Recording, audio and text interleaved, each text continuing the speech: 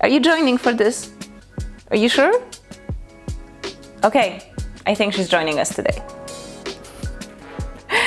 Hey everyone, it's Magda K. Welcome to my channel where we discuss everything related to intimacy, relationships, and sexuality. And today we're gonna have a more personal video. I want to talk to you, by the way, not just me, apparently my cat really wanted to be in this video as well, so you will be able to, okay, maybe she has some wisdom to share. So today I wanted to talk to you about something personal from my life. It's about, I would say, until today, the most challenging year that I've had. And it's not because bad things were happening. It's because nothing was happening. So I want to talk to you about stagnation. And the reason why I wanted to have this conversation is because I think there's a lot of content out there that discusses the challenges and tips how to move through the breakup, depression, like when something really bad is happening, when you lost a lot of money, when you're stressing about something. But stagnation is a different type of pain because nothing bad is happening. Nothing good is happening neither, just nothing is happening. And that state is really horrible. So that's what I want to talk to you about today. I want to share with you about the time in my life when literally nothing moved. And when I say nothing, I really mean nothing. Career, money, love, life vision, nothing was happening. So this happened, I'm gonna say 10 years ago, but I realized that if something just happened a long time ago, it's like my mind labels everything 10 years ago, so might have been a bit more or a bit less, but around 10 years ago. When I was still living in Kuala Lumpur, Malaysia, and I was working for the company that you may know called Mindvalley, and I wanted to start doing my own thing. So already for a few months or like a year, I had been working on my own website and my own online courses, and I started coaching and teaching things. And I decided to quit Mindvalley and fully focus on my work. And the kitty is back. And I went to India and got certified as a Tantra yoga teacher. At this time it was more yoga than Tantra, and so then I came back to Kuala Lumpur and things were just flowing. I was getting a lot of one-on-one clients. I was teaching at some festivals, like yoga festivals in Kuala Lumpur. I held a lot of workshops. Just things were really good. But because I was already out of the company, I wasn't working in Kuala Lumpur. Also, my relationship at the time had ended about 6 months before that. And I just kind of felt that the chapter of my life in Malaysia was coming to an end and I was ready for something new. And so I decided to move back to Europe. And, after quite many years in Malaysia, I gathered a lot of things, and that's just like a weird Virgo thing. We hate wasting things. So I still remember I packed everything that I own in my house, and that was 21 boxes. Like I sent 21 boxes from Malaysia to Poland when I was moving back. And I just had this trust that life will show me the next chapter, that I will be directed where to go next. A big part of me wanted to go to London. It's just something that for many years I really wanted to do. I wanted to experience that. And I knew that, I was in so much flow, so many things were happening. It was just like, whoa, the whole world is the oyster for me. And I felt so good, so much trust. So I went back to Poland and nothing happened. Nothing happened. And there was a few things that made it such a horrible experience. So first of all, I was staying with my grandfather. So I speak about it in some other videos, but my father went bankrupt when I was 16. And at that time of my life, my family was struggling. So my grandfather had his apartment in the city.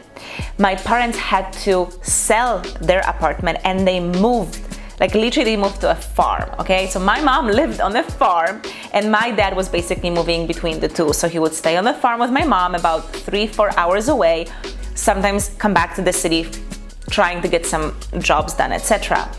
And so I had quit my job in Malaysia, that, well, it was a good job, but we're paid in local currency. So the bottom line is that I did not have money to rent my own space.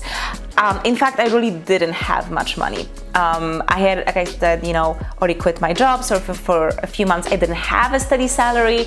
I started investing in different trainings. And so when I arrived in Poland, I could not afford my own place. So I was staying with my grandfather, which it's just not an ideal. It's, two different generations. There was a lot of conflict and I didn't have my own private space. And to be fair, that majority of my life, that always was a pain point for me, that I don't have my privacy and people just kind of step into my room because they need something and they don't ask me. So that didn't feel good.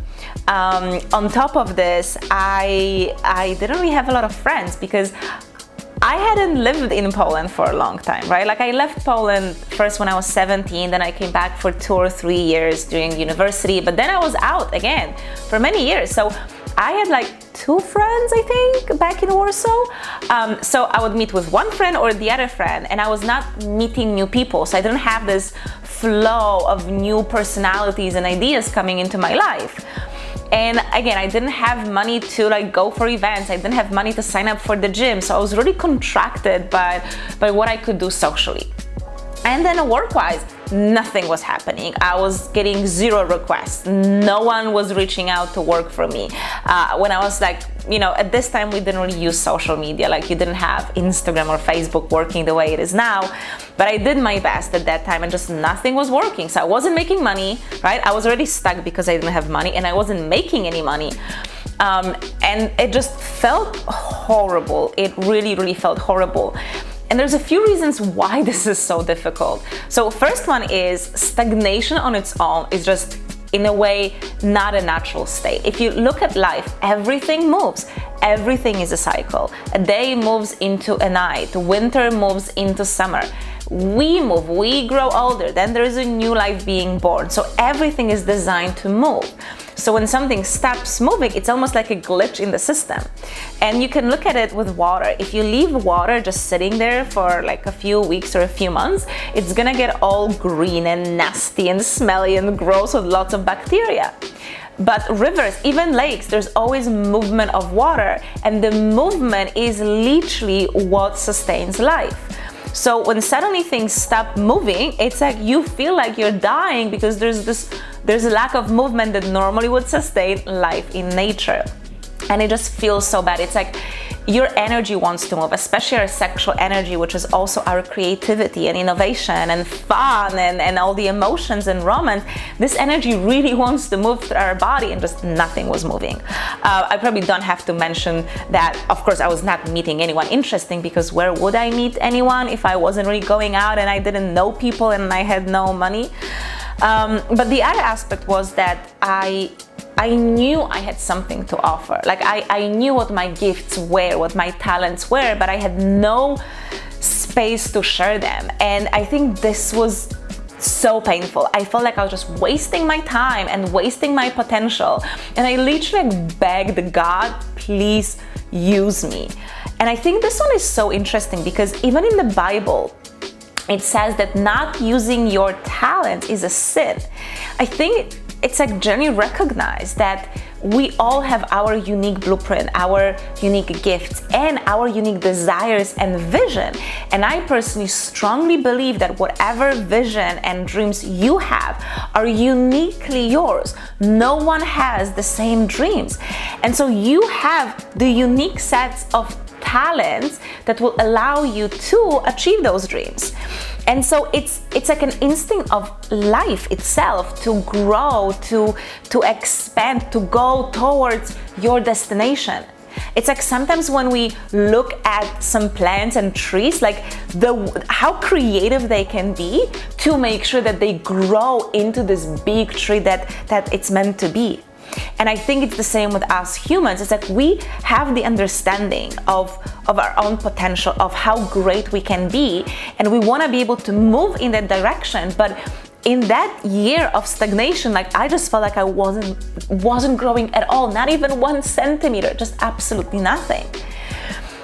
Tony Robbins talks about 6 core human needs, and one of those 6 needs is contribution, and then another one is growth.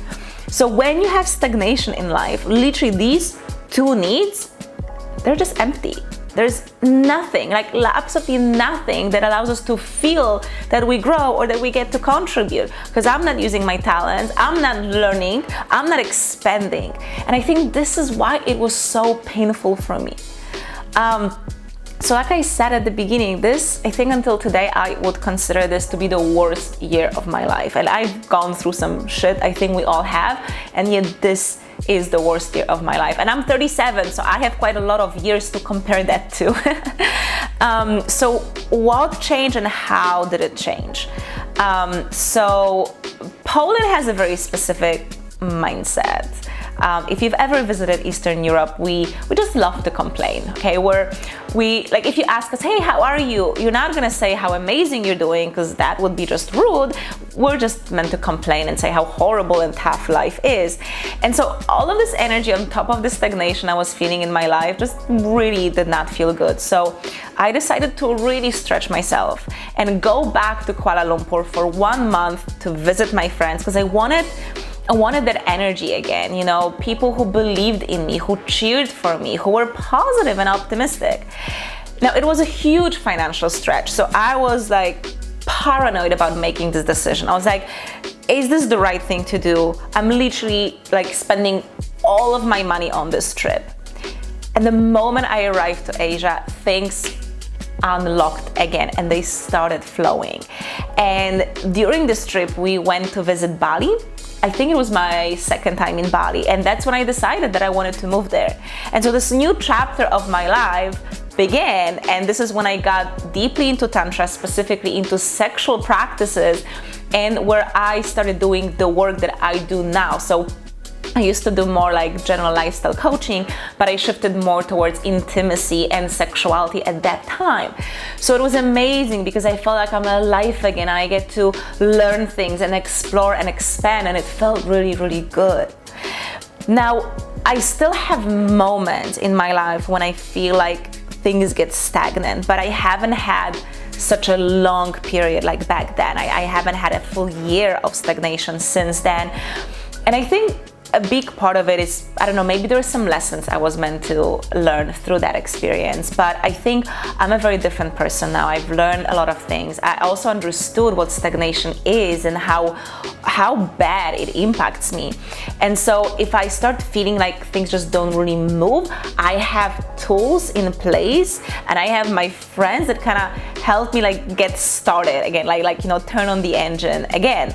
And like I won't lie, you know, I spent many, I don't know, 6 maybe years in a conscious tantric community, and these communities are amazing, beautiful. I got lots and lots of value, but one of the sort of like principles that's being shared and believed in these communities is that if it's meant to happen, it will happen, and if it's not happening, it means that it's not meant to be.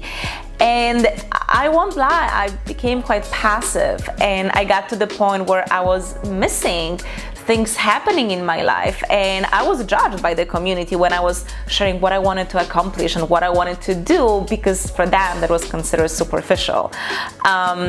So that was one of the main reasons why I shifted away from these communities. And for me, what I think is like the remedy for when stagnation wants to kick into my life is to connect to my drive and my vision, like the things that I really, really deeply want to have in life, like that my unique vision, my unique dreams, not the dreams that I think are mine because I compare myself to the society and other people, but really truly mine. And when I work on that, I feel great. And so I've learned over the time to kickstart the cycle. And again, it's a cycle, right? So sometimes we go up, sometimes we go down, but we want to basically be moving. You don't want to be immobile and stagnant for too long, right? It can be a moment of shift, but you want to be, you know, moving through life. And, you know, if I look at the last few years, to be honest, I'm even really proud of myself of how I managed to get myself out of these moments. You know, I launched the School of Intimacy, which is something I wanted to do for many years, but again, I was I wasn't like driven enough. I wasn't connected to that energy enough to be able to do it. I started speaking again at big stages, which is something I always wanted to do. I absolutely love it. Just recently, I flew from Bali to Slovenia just for the conference, to speak at a conference. And I've been booked for many events around the world, and I love this type of lifestyle. I love these opportunities. They make me feel alive. Like, definitely a lot of things are moving. And I also published my first book, and so excited about this because, again, it was like an idea for so many years. Like, I first tried to write a book when I was 17, okay? So again, it's about, I think, our ability to kickstart things in life when we feel like we're stagnant, nothing is moving for a very long time, and it starts hurting you because you're not using your talents. I think it's important to be able to know what it is that you truly want in life, connect to that vision, connect to the excitement behind it, and then reactivate your drive so you can actually go ahead and do these things in life. Because I think when we're not using our talents, when we're not accomplishing our big dreams, it just feels like a wasted life. And at least for me, that's always been extremely painful. So this is my story, my worst year. Stagnation when nothing happened. Yeah, I feel like sometimes maybe there's still like some trauma in my body, expecting that maybe it would happen again. But I think, again, of course I'm, way better financially. I have great friends and I have the tools to step out of it. But again, I just feel like no one is talking about the pain of stagnation in life. We talk about the pain of bad things happening when you're being pulled down, but when nothing is pulling you in any direction. So if you ever felt that, I hope that this video gives you some acknowledgement that yes, it happens and you'll be fine, you will move through this. And I actually would love to hear from you if you had those periods of stagnations when you just felt really bad the way I did. If you want to share it in the comments below, I would love to hear your story and what helped you to step out of this. Now, my loves, thank you so much for listening to this video. Thank you so much for being here. If you're already a subscriber to my channel, I'm so happy you're here. And if you're not, hey, make sure to subscribe. I share a lot of videos, a lot of content. And I would also love to connect with you over Instagram. I think this is where you get to see my private personal life the most. Oh, and by the way, do check out my book. The link is in the description. Bye, love.